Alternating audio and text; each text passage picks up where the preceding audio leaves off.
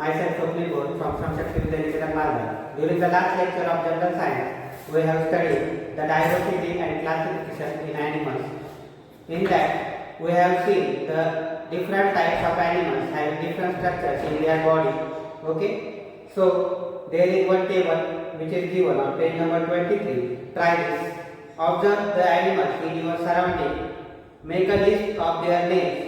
Complete the following table on the basis of the information obtained and discuss it in the class. Okay. So 4 columns are given. In the first column, name of the animal, then what is their food, how do they eat it, then where do they live, and the special feature that you found. Okay. There are 4 columns. For example, we will take one example, and after that you will collect the information regarding all the animals. So, for example, we will take one example. The name of the animal is frog. For example, suppose we take the example of frog. What is the food of the frog?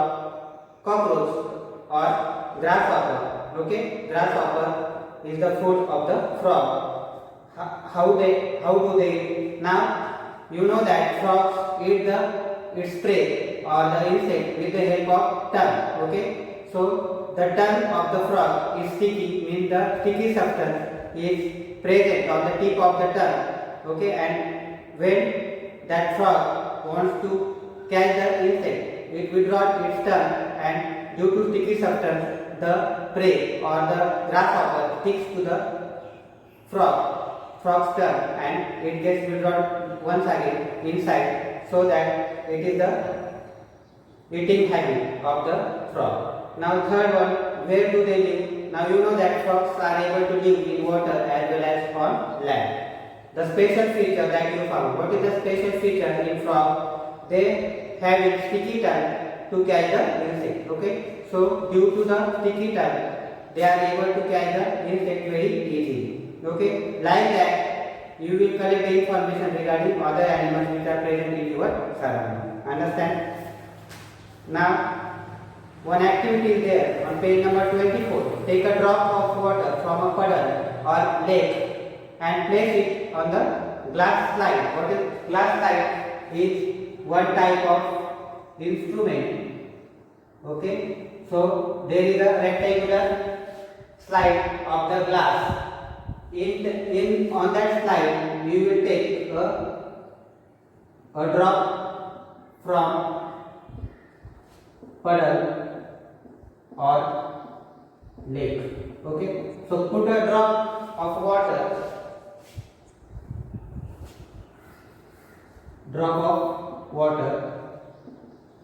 from puddle or lake. Okay, you take a drop of water on a glass slide here. Okay, after that, observe it under a microscope. On page number 24, a diagram or a figure of instrument which is known as microscope is given. Okay, the microscope is useful to see the small animals by our eyes. Now you know that microscopic animals are very small animals, are not able to see by our naked eye. Therefore, we will see that type of animals under the microscope. The figure is given. Okay, when you go in junior college or 11th and 12th standard, then you will able to see that instrument and you have the experiment regarding this topic. Okay, so observe the drop of water under the microscope. What will you have seen? You have seen a small animals or small microscopic animals like Paramecium, amoeba. They are moved from one place to another in that drop of water. Okay, so when a drop of water from a puddle is seen under a microscope, innumerable microbes, means large number of microbes like Paramecium, amoeba, Euglena, such type of microorganisms are seen moving from one place to another place in that drop of water. Okay, you will see the continuously moving amoeba. Now, amoeba have not specific shape. Such type of amoeba is present inside that nucleus is present. Then Paramecium is somewhat slipper-shaped animal. In that also the nucleus is present. So such type of small microscopic unicellular animals are seen the drop of water. Okay. So this is amoeba. This is paramecium. Okay. The figure of paramecium is also given in the book beside that microscope. Green color structure. Okay. The paramecium is also a unicellular animal like the amoeba. Amoeba and paramecium are the unicellular animals. What is meant by unicellular? The animals which are formed or which are constructed by only one cell. It is called as unicellular animal. Uni means one, cellular means cell.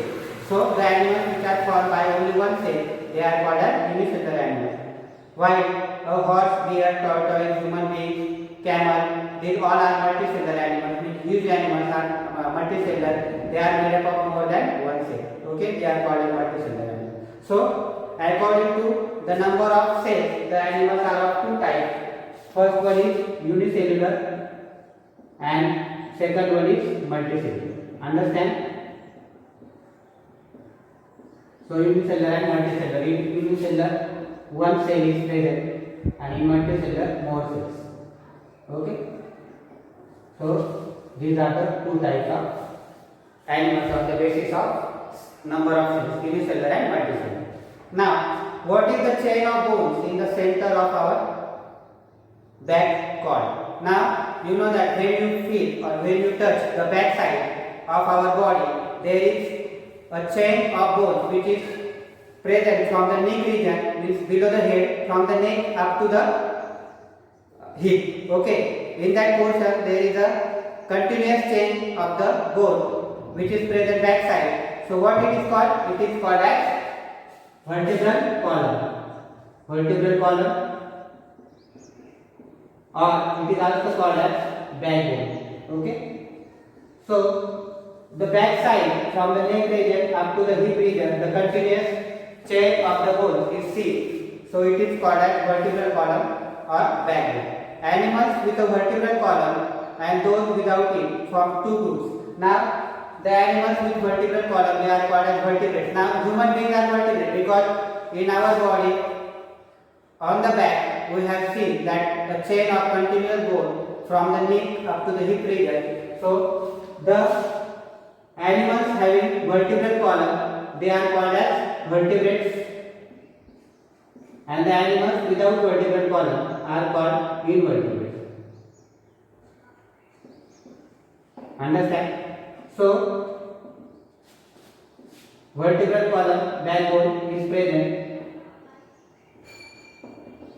in vertebrates, okay, and backbone is absent in invertebrates. Understand? So according to the presence or absence of vertebral column, the animals are of two types, vertebrates and invertebrates. Okay. Now snakes, birds, fish, kangaroos, also humans are vertebrate animals. Okay. Then bull, duck. Okay. So these all are the vertebrate animals: snake, birds, fish, kangaroo, human beings. These are vertebrate animals. And the animals like snake, cockroach, then earthworm, okay, spider. So these are invertebrate animals. They don't have the vertebral column at the back. Therefore, they are called as invertebrates. Name some animals which lay eggs and others which give birth to the young ones. Now, there are also two types of animals. Some animals lay eggs to produce young ones, and some animals directly give birth to the young ones. So such type of animals. So they are called as oviparous, and second one is viviparous. Okay. Now oviparous animals lay eggs, and viviparous animals directly gives birth to the young ones. Understand? So according to the giving birth, the animals are of two types. Oviparous animals, they lay eggs, and second one is viviparous animals, they directly give birth to the young ones. Understand? So we have learned that production of another living thing like ourselves is called as reproduction. So reproduction is important characters in the living organism, means they are able to give birth to the young one or continuity for the continuity of species, reproduction is important. So therefore, due to the reproduction, we are able to produce the young ones which are seed like ourselves. Okay. A hen lay eggs. Now you know that a hen lay eggs and hatches them. After a few days, the young chicks are produced from that egg or given out from that egg or hatches out. Okay. A cow gives birth. Now cow, then buffalo, goat, camel, such type of animals directly or human being, they are directly give the birth to the young ones. So according to the mode of reproduction, means whether the animal lay eggs or whether the animal directly give the birth to the young ones, according to the type or method of giving birth to the young ones, the animals are of two types, mode of reproduction. The animals are of two types, namely oviparous animals, oviparous which lay eggs. For example, what is the example? Birds. Okay. Then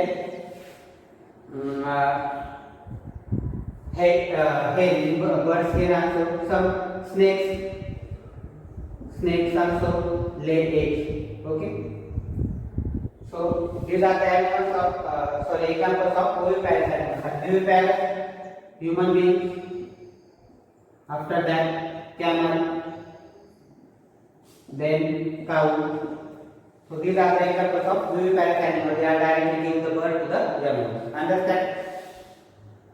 So where are the animals? Namely, a horse, deer, tortoise, alligator, fish, and a deer and frog are to be found. Now you know that horse is found on the land. It is called a terrestrial animal. Deer is also terrestrial animal. Then tortoise is found in water as well as on land also, so therefore it is aquatic animal. Then alligator is found in the air, therefore it is called as aerial animal. Fish is aquatic animal. Okay. Then deer is found on the land, therefore it is terrestrial animal. And frog is found in water as well as on land. So it is called as amphibians. Okay.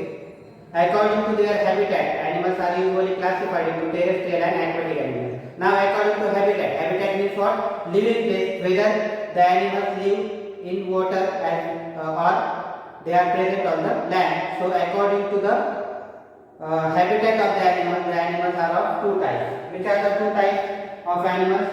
Aquatic. The animals which are present in water are called as aquatic, and second one is terrestrial. The animals which are found on the land are called as terrestrial. So water and land are the habitats. Okay, so according to habitat of the animals are of two types: aquatic, which are present in water, and the terrestrial, the animals which are found on the land. Okay. However, animals like frog, salamander, toad live in both places, namely land and water. They are called as amphibious animals. So third one is amphibious, like frog, which is found in water as well as on land also. So these are called as amphibious animals. Okay. So a kite, an eagle, a crow, butterfly, honeybee, they are found in air. They are called as aerial animals. Aerial, found in air. Okay. So according to the habitat, animals are of four types: aquatic, terrestrial, amphibious, and aerial. Aquatic animals are only found in water. Terrestrial animals are only found in land. On land. Amphibious animals are found in water as well as on land. Aerial animals are found in air. We will take one more example. Which is the example of aquatic animals? Only animals are able to live in water. Fish. Okay. What is the example of terrestrial animal? Human beings. Okay. What is the example of amphibious animals? Frog. What is the example of aerial animals? Honeybee. Insects. Okay. Then birds. Okay. So these are the aerial animals.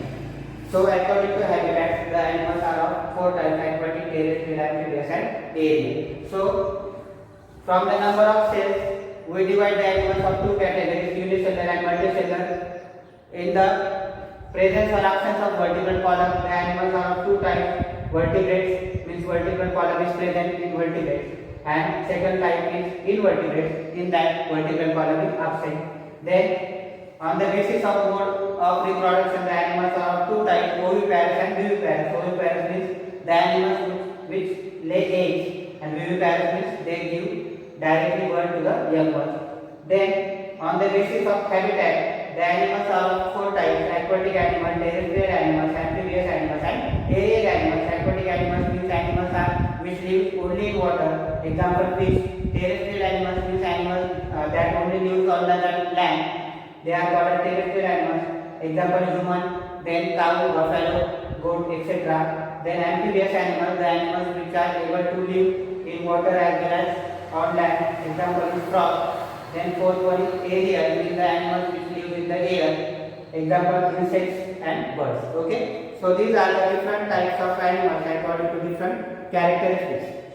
Okay. And one question, use your brain power. What are the different criteria? What is the different reasons used to classify the animal? So which are the different criteria? First criteria, habit and habitat. Habit means what? Their mode of taking food, whether they are omnivorous, carnivorous or herbivorous. Okay. Then second criteria is habitat, whether they live in water, land or air. Okay. Then after that, the third criteria is that the body structure, whether they have vertebral column or not, whether they are unicellular or multicellular, or number of cells, how many number of cells are present in their body. So body structure is also one of the important criteria. So these are the important criteria to classify different animals. Okay. So one more point is given. Always remember, in the living world, a lot of diversity is seen. In animals and plants, every plant and animal is unique. We should all make efforts to conserve the diversity in the living world. Okay. So there is large number of animals are found in nature which having different, each and every animal having different structure in their body. So it is our duty to conserve all the different types of animals and plants which are present in the nature. Okay. So today we have completed the third chapter of our syllabus. Now from the next lecture we will start the fourth chapter of our